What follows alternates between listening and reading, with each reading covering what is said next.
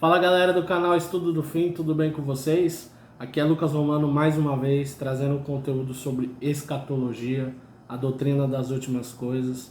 E nessa continuação da série de estudos bíblicos do livro do Apocalipse, hoje a gente vai estudar um dos temas mais debatidos e controversos do livro do Apocalipse, que é a respeito do milênio, né? De Apocalipse capítulo 20. Então, se você ainda não é inscrito no canal, já se inscreve. Ativa o sininho aí para você receber as notificações dos novos vídeos que serão postados, né, periodicamente. Deixa seu like para ajudar na divulgação desse projeto. E comenta também aí o que você achou do vídeo, sugestões de novos vídeos e também compartilha com seus amigos para o crescimento do canal, para a expansão da palavra de Deus.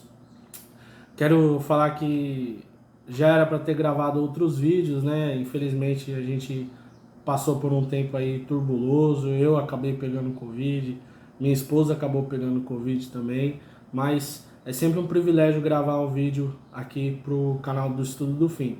Então, que Deus possa continuar te abençoando. E sem mais demora, abra sua Bíblia aí no livro do Apocalipse capítulo 20, e nós vamos ler como de costume e comentar o texto, tá?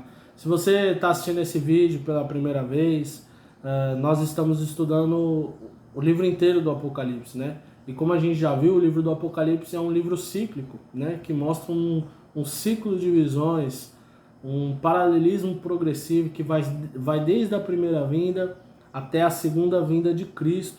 E agora não é diferente, como nós vimos no capítulo passado, no capítulo 19, na vinda de Jesus, logo após a queda da grande prostituta, desde a primeira vinda até a segunda vinda de Cristo. E agora recomeça esse ciclo, falando especificamente a vinda de Jesus, né? O triunfo de Cristo sobre o império das trevas, e nós vamos comentar isso aqui no livro. Então, algo muito importante também para você que está começando a assistir agora, é que o livro do Apocalipse não é um livro totalmente literal, a gente encontra literalidade no texto, mas ele é um livro de característica apocalíptica, ele é cheio de símbolos, ele é cheio de figuras de linguagem, né, de numerologias, assim como os livros do Antigo Testamento também, livros proféticos como o livro de Daniel, o livro de Zacarias, o livro de Ezequiel, o livro de Malaquias. Então, são uma sequência de visões que representam algo. E essa verdade bíblica nós encontramos ao longo do Novo Testamento, ao longo de toda a Bíblia, através dos ensinos de Jesus. Então, nós interpretamos o Apocalipse à luz da Bíblia, não a Bíblia à luz de Apocalipse, né? Isso é um princípio muito bom, muito importante para a interpretação, tá? Então, abra sua Bíblia aí em Apocalipse capítulo 20, nós vamos fazer a leitura do texto, né, como eu já havia dito, e comentar o texto. A epígrafe do texto diz: a prisão de Satanás por 1000 anos e a primeira ressurreição.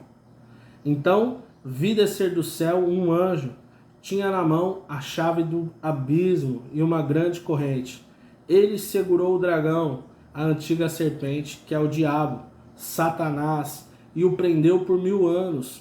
Lançou-o no abismo, fechou e pôs selo sobre ele para que não mais enganasse as nações, até se completarem os 1000 anos. Depois disto, é necessário que ele seja solto por um pouco de tempo, né?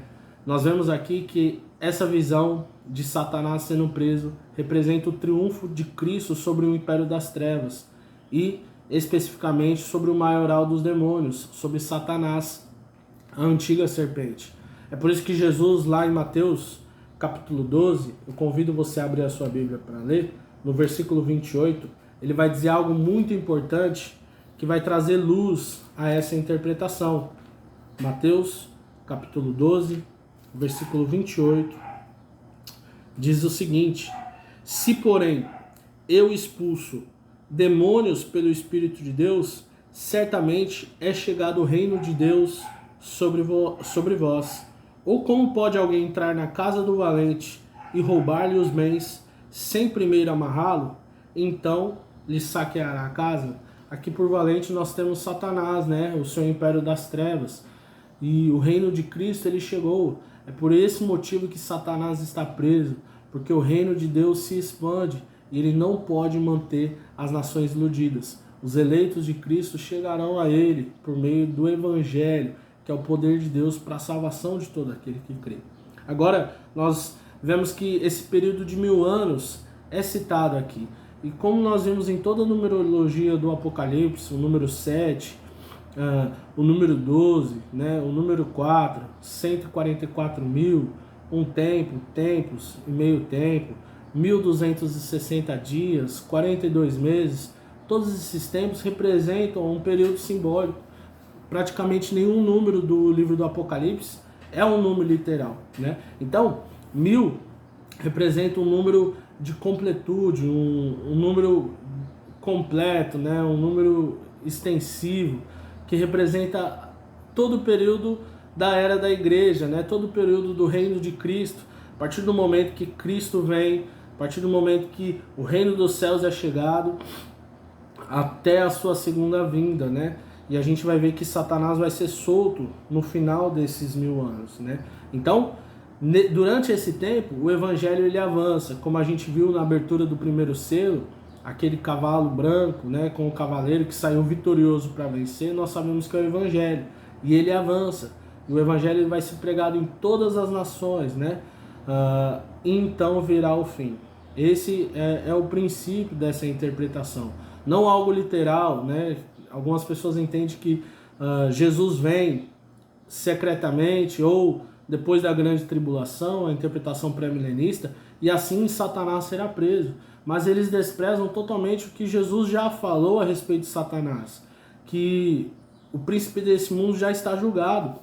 Olha o que Jesus fala em João capítulo 12 a respeito de Satanás. João 12.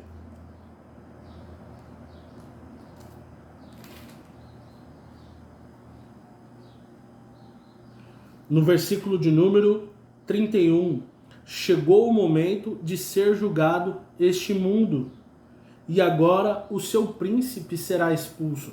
Satanás foi expulso, o império das trevas já foi derrotado. É por isso que Cristo triunfou sobre os principados e potestades na cruz, como Colossenses fala, e os expôs publicamente ao desprezo, né, sob o seu triunfo na cruz do Calvário. Então, o império das trevas já está dominado. Cristo, o seu reino cresce, né, assim como uma visão de Daniel, aquela pedra que é cortada sem o auxílio de mãos humanas, é um reino que cresce, como Jesus explica, como um grão de mostarda, né, até se tornar a maior das hortaliças, como a pedra no livro de Daniel, que se torna uma grande montanha e enche toda a terra. É exatamente isso. Esse é o período do reino de Cristo aqui na terra, até a sua segunda vinda. Mas nós vamos ver que no final dos 1000 anos, né, antes da vinda de Jesus, Satanás vai ser solto. E é o que nós já vimos por toda a leitura do Apocalipse, na manifestação da besta, né? Em Apocalipse 12 a gente vê ali o dragão que vai perseguir a descendência da mulher. Nós vemos em Apocalipse 13 a besta que sobe do mar, o anticristo, e a besta que sobe da terra, o falso profeta, que vão fazer guerra contra os santos de Deus. A gente vê em Apocalipse 11, né, a besta que surge do abismo, que persegue as duas testemunhas, que é a própria igreja. Então, até mesmo em Apocalipse capítulo 17, né, 16, 17, 18, quando fala a respeito da besta que é e não é mais, mas que vai surgir do abismo, é a mesma que persegue o povo de Deus. Então, essa é a liberdade de Satanás no final desses 1000 anos, no momento de perseguir a igreja, tá certo? Vamos continuar a leitura do texto. Por isso que diz, né, que é necessário que ele seja solto por um pouco de tempo. No versículo 4, vi também tronos, e neles sentaram-se aqueles aos quais foi dada a autoridade de julgar. Vi ainda a alma dos decapitados, por causa do testemunho de Jesus, bem como por causa da palavra de Deus.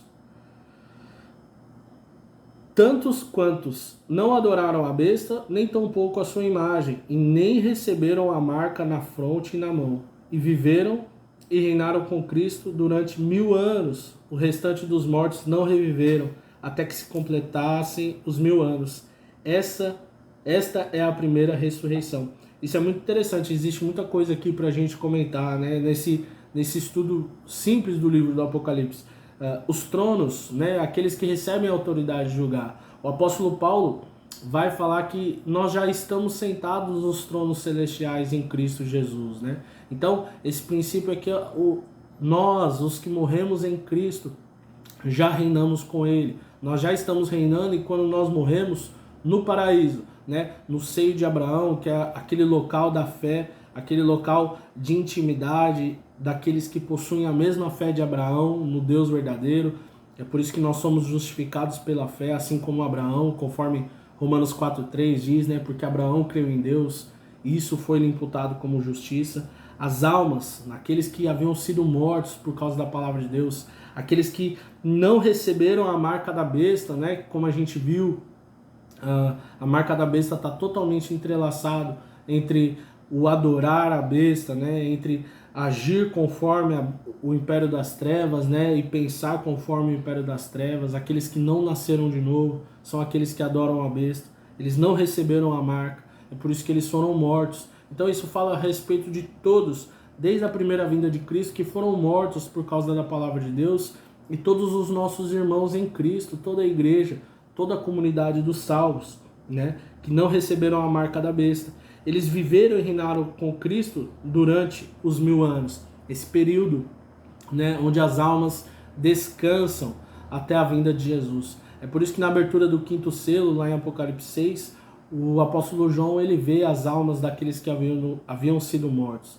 E eles estavam debaixo do trono, eles já estavam na presença de Deus. E eles clamavam: até quando, ó soberano e santo, não julgas e nem vingas o nosso sangue sobre os que habitam na terra, né? E foi dado a eles que aguardassem ainda por um pouco de tempo, até que o número dos seus conservos se completassem. Então, esse é o período que vai desde os primeiros cristãos que morreram nas perseguições do Império Romano até os dias de hoje, né? Dos nossos irmãos que morrem na Nigéria, né?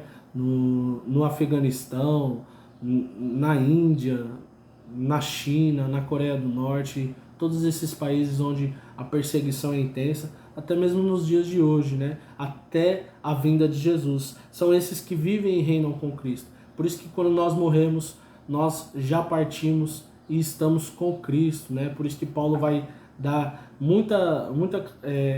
vai ser enfático, né? E vai falar com clareza que ele prefere partir e estar com Cristo, que é sobremaneira melhor.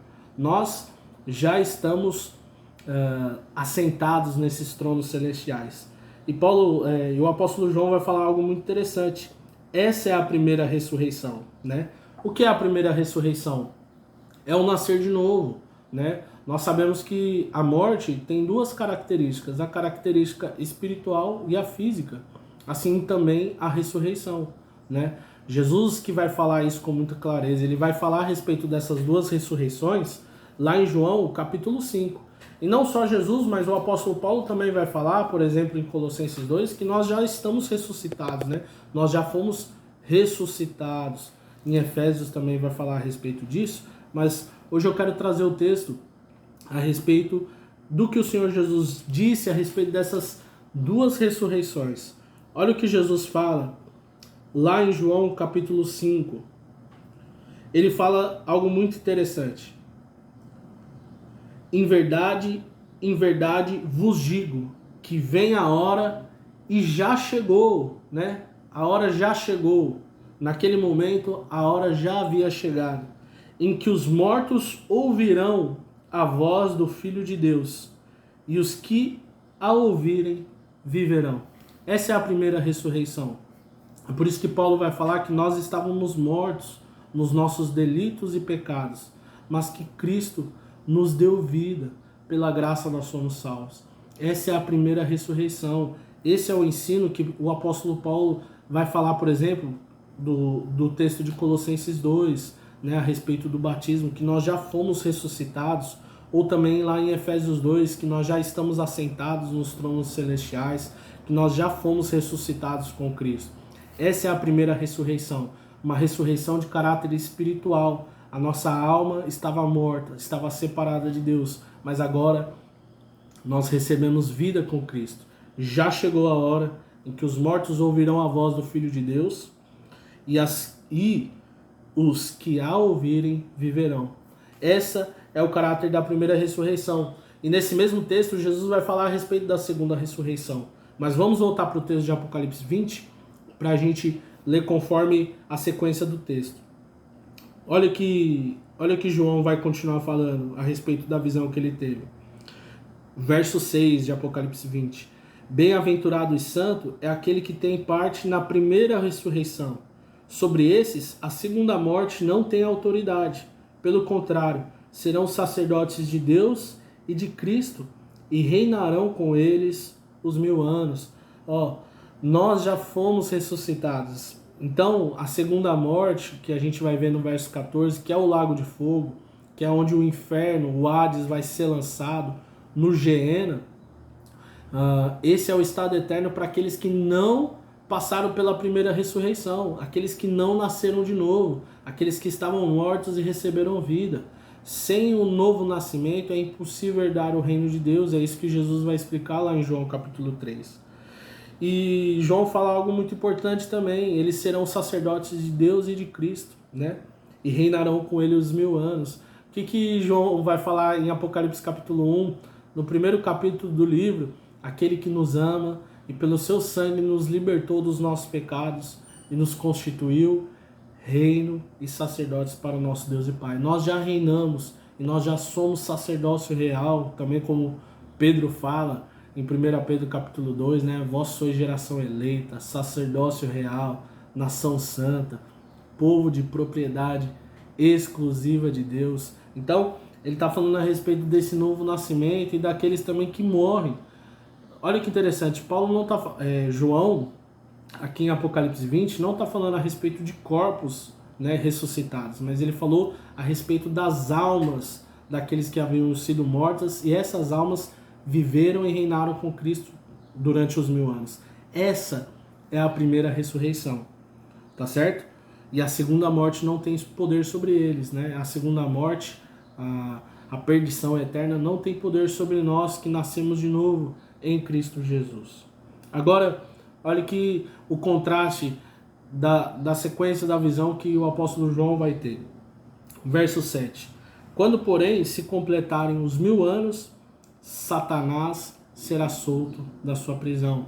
É isso que o apóstolo Paulo vai falar lá em 2 Tessalonicenses 2, que Jesus não vai vir antes que seja manifestado o homem da iniquidade, o filho da perdição, aquele que se levanta e se opõe contra tudo que se chama Deus ou objeto de culto.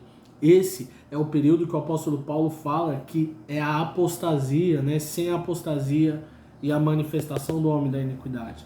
Esse é o momento onde Satanás vai ser solto e ele sairá a seduzir as nações que há nos 4 cantos da terra, Gog e Magog, a fim de reuni-las para a peleja. O número dessas é como a areia do mar. Marcharão pela superfície da terra e sitiarão o acampamento dos santos e a cidade querida. Desceu, porém, fogo do céu e os consumiu. Note, meus amados irmãos, esse é o momento em que a igreja vai ser perseguida, como a gente viu lá em Apocalipse 13, como a gente viu em Apocalipse 12, em Apocalipse 11, como a gente viu também em Apocalipse 17, em Apocalipse 16, né, na abertura, no derramamento das taças da ira de Deus, quando é derramado, se eu não me engano, a 5ª taça. Vamos ler aqui em Apocalipse capítulo 16. Perdão, é a 6ª taça, né? As águas se secam do rio Eufrates para que preparasse o caminho dos reis que vem do lado do nascimento do sol, né? E eles se dirigiam aos reis do mundo todo com o fim de ajuntá-los para a peleja do grande dia do Deus Todo-Poderoso. Essa é a batalha do Armagedon, né? E esse momento que desce fogo do céu e os consome é o momento da vinda de Jesus, né? Como a gente viu lá em Apocalipse 19, ou como você pode conferir na 2ª epístola de Paulo aos Tessalonicenses, no capítulo 1, quando Jesus vai se manifestar com labaredas de fogo. Olha que interessante que o apóstolo Paulo fala em 2 Tessalonicenses 1, ele diz o seguinte: quando vier para ser glorificado nos seus santos, perdão, no versículo anterior, no 7, né, nos anteriores, né? E a vós outros que sois atribulados, alívio juntamente conosco, quando do céu se manifestar o Senhor Jesus com os anjos do seu poder, em chama de fogo, tomando vingança contra os que não conhecem a Deus e contra os que não obedecem ao Evangelho de nosso Senhor Jesus. Ou como o apóstolo Pedro fala em 2 Pedro capítulo 3, né, que os céus e a terra estão sendo entesourados para o dia do juízo, onde os elementos se consumirão pelo fogo. Ou como a gente viu no fim de cada ciclo, né, por exemplo, no final da sétima trombeta, por exemplo, em Apocalipse capítulo 11, onde desce fogo do céu. Tudo isso representa a vinda de Jesus, como a gente vê desde a primeira vinda até a segunda vinda, só que com um caráter diferente. As visões vão dando novos vislumbres do que será essa segunda vinda, de todo esse período, né, do reino de Cristo. E olha que interessante, o diabo, o sedutor deles, foi lançado para além, dentro do lago de fogo e enxofre, onde já se encontram não só a besta, como também o falso profeta, e serão atormentados de dia e de noite, pelos séculos dos séculos, né? Como a visão que João já havia tido, né, da derrota do anticristo, da derrota do falso profeta. Agora, em específico, ele tem aquela visão de Satanás sendo destruído e se cumprindo a primeira promessa, né, definitivamente, do que foi prometido lá em Gênesis 3,15, que a semente da mulher esmagaria a cabeça da serpente. Como Paulo fala também em Romanos 16,20, em breve, o Deus de paz esmagará Satanás sobre os vossos pés. Esse é o momento da derrota, o momento onde ele será lançado no lago de fogo, onde, no caso, onde ele será punido, né? Todo o mal será punido. Esse é o grande dia do juízo de Deus. E o que segue é exatamente o juízo. A vinda de Jesus inaugura o juízo final, né? Quando Jesus vier e vai reunir as nações, né? Olha que interessante. Agora a gente vai ter o contraste da segunda ressurreição. Vi um grande trono branco, e aquele que nele se assenta, de cuja presença fugiram a terra e o céu, e não se achou lugar para eles. Vi também os mortos, os grandes e os pequenos, postos em pé diante do trono. Então se abriram livros, ainda outro livro, o livro da vida foi aberto. E os mortos foram julgados segundo as suas obras, conforme o que se achava escrito nos livros. Ninguém pode subsistir diante de Deus. Até o céu e o mar, a terra, né? A terra e o céu fogem diante de Deus. E agora os mortos são ressuscitados conforme todas as promessas, né, dos antigos profetas e como Jesus falou também. Vamos voltar lá para João 5 para a gente compreender esse contraste da segunda ressurreição. Jesus primeiro fala que já havia chegado a hora em que os mortos ouviriam a voz do Filho do Homem e eles viveriam, não é isso? Mas Jesus continua falando a respeito de uma ressurreição futura. Não uma ressurreição da alma, mas uma ressurreição física e literal do corpo. Porque assim como o Pai tem vida em si mesmo, também concedeu ao Filho ter vida em si mesmo. E lhe deu autoridade para julgar, porque é o Filho do Homem. Olha que interessante agora o contraste. Não vos maravilheis disto, porque vem a hora em que todos os que se acham nos túmulos ouvirão a sua voz e sairão. Agora não mais a hora havia chegado, mas chegaria a hora, porque vem a hora. Os que tiverem feito o bem para a ressurreição da vida, e os que tiverem praticado o mal para a ressurreição do juízo, da condenação. Olha que interessante, meus irmãos, há um contraste.